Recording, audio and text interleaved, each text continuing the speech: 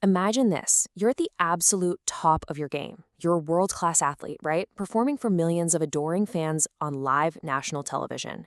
You're completely focused, totally in the zone.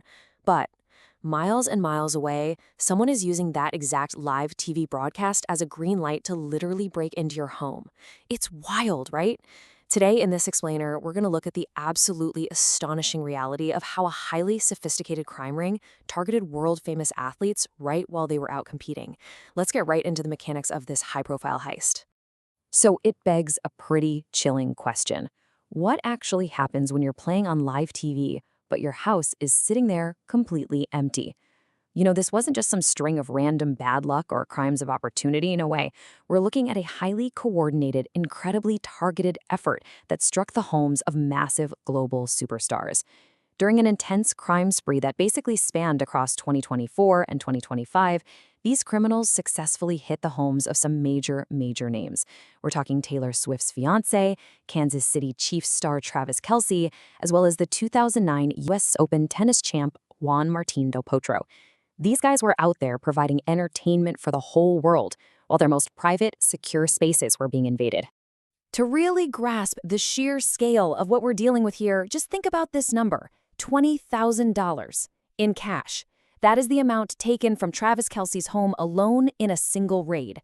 This break-in happened on October 7th, 2024. And the absolutely crucial point here is the timing. It happened right while Kelce was away, actively playing a game for the Kansas City Chiefs. I mean, the audacity of this operation is just staggering. These guys knew exactly where he was, they knew precisely how long he'd be gone, and they just walked away with a massive pile of cash.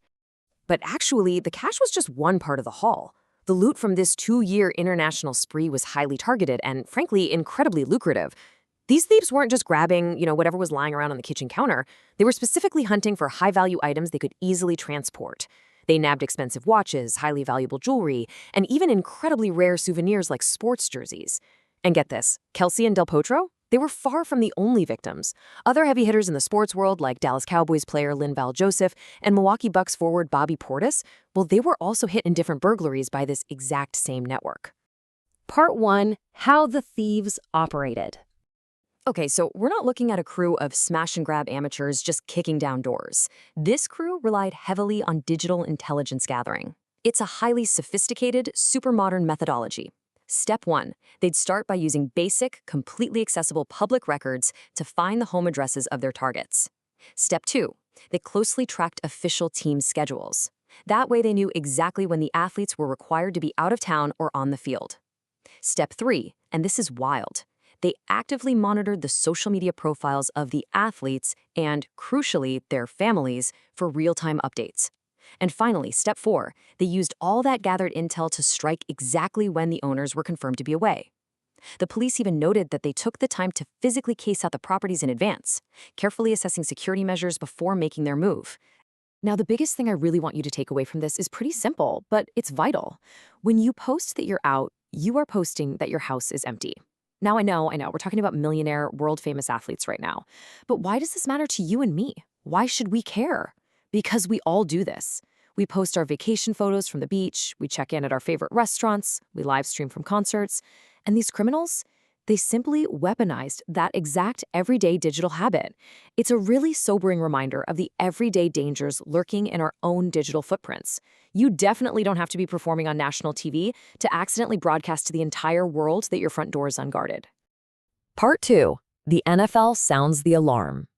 So, the sheer scale and precision of these attacks, it eventually triggered a major institutional response.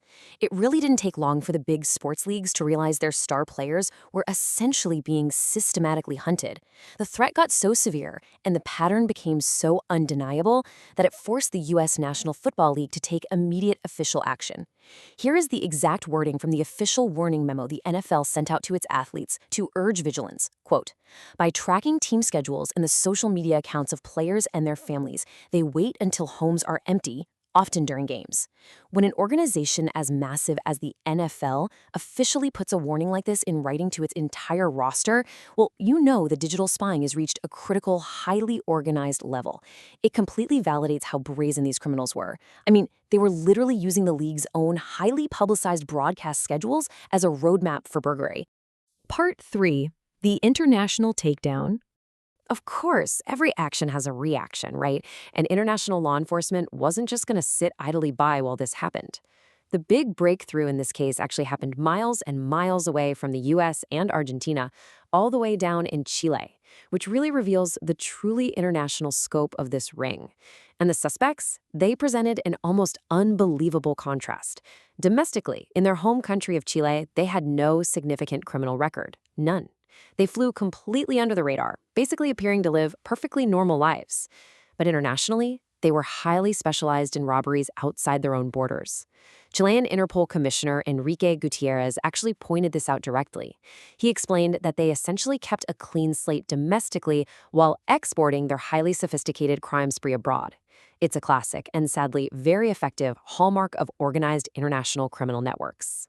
So let's look at how the investigation systematically dismantled the operation over the last year.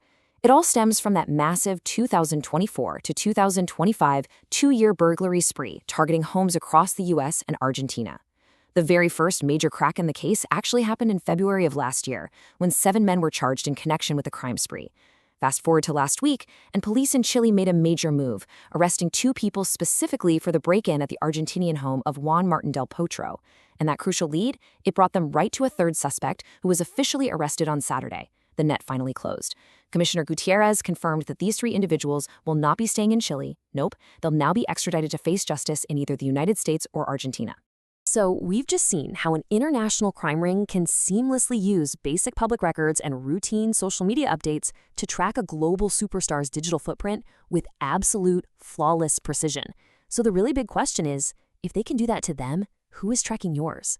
We've seen exactly how easy it is to unknowingly broadcast our vulnerabilities, our locations, and our schedules to the entire world. It's a fascinating look into the mechanics of modern crime, for sure. But it's also a stark, highly personal warning. Let this explainer be your cue to take just a quick moment today to check your own privacy settings. Thank you so much for joining me. Keep learning, and hey, stay safe out there.